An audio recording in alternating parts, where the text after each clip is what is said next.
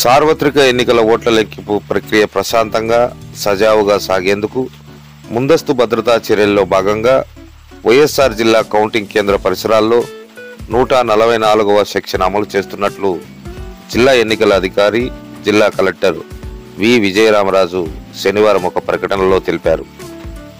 ఎన్నికల పోలింగ్ ముగిసిన అనంతరం జిల్లా కేంద్రంలోని మౌలానా అబుల్ కలాం ఆజాద్ ఉర్దూ యూనివర్సిటీలో ఏర్పాటు చేసిన స్ట్రాంగ్ రూముల్లో జిల్లాలోని అన్ని నియోజకవర్గాల్లో పోలైన ఓట్లతో నిక్షిప్తమైన ఈవీఎంలను మూడంచెల భద్రత నడుమ అత్యంత జాగ్రత్తగా భద్రపరచడమైనదని, ప్రత్యేక బలగాలతో ప్రత్యేక నిఘాలో ఉంచడమైనదని ఆయన తెలిపారు.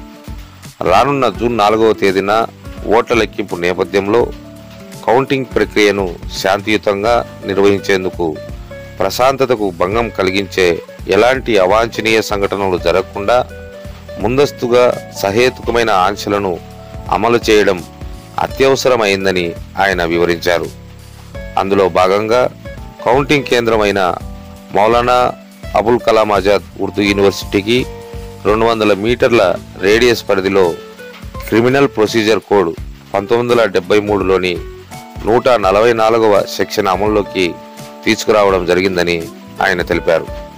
ఈ నెల 18వ తేదీ శనివారం నుండి జూన్ 4వ తేదీ వరకు 144వ సెక్షన్ అమల్లోకి ఉంటుందని, ఈ ఉత్తర్వును ఉల్లంఘించే ఏ వ్యక్తి అయినా ఐపీసీ సెక్షన్ 188 నిబంధనల ప్రకారం శిక్షార్హులే అని ఆయన హెచ్చరించారు.